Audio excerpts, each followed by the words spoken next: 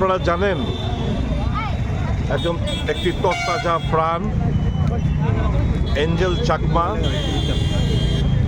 হেট ক্রাইমের শিকার হয়েছেন।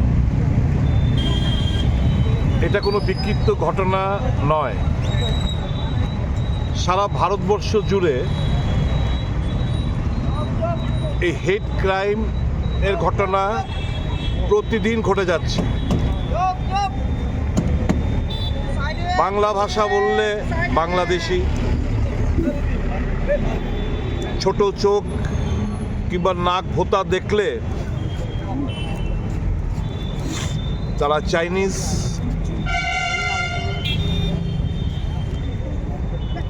ড্রেস দেখলে, লুঙ্গি পরা থাকলে এরা মুসলমান।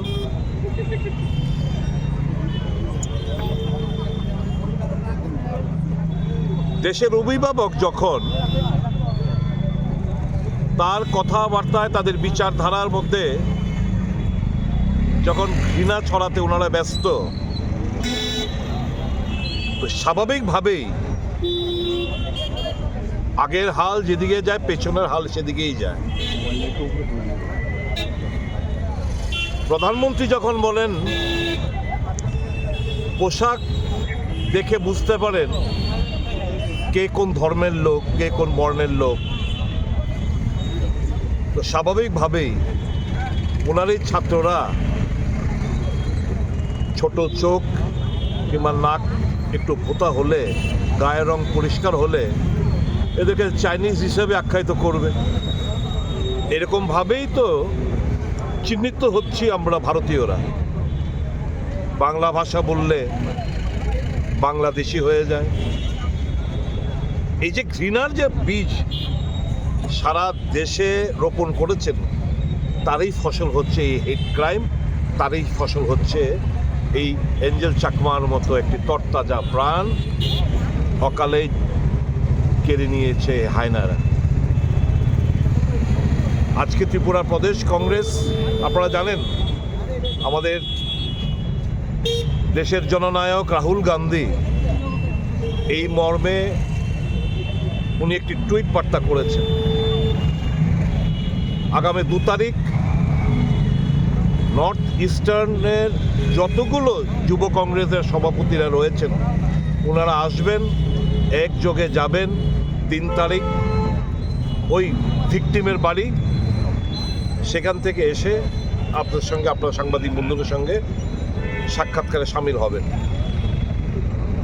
সারা দেশ জুড়ে আমরা এই হেট ক্রাইমের বিরুদ্ধে কংগ্রেস লড়াই করছে এবং রাহুল গান্ধীর যে বার্তা, অনেকেই বিজেপির এরা অনেকেই ইয়ার্কি ঠাট্টা করেন মোহব্বত কা দোকান নিয়ে। কেন এই কথাটা এলো এই কারণেই যে বিজেপি এবং আরএসএসের বিচারধারা সারা দেশ জুড়ে ঘৃণার বীজ তারা বহু আগের থেকে তারা রোপণ করতে শুরু করেছে এবং তার ফসল আজকে আমরা পাচ্ছি। একজন নর্থ ইস্টার্নের বসবাসকারী একজন ভারতীয় হিসেবে এইটুকু বলতে চাই সারা ভারতবর্ষের লোকেদের কাছে, we are Indians, we are not Chinese. আমরা ইন্ডিয়ান, আমরা ভারতীয়, আমরা চাইনিজ না।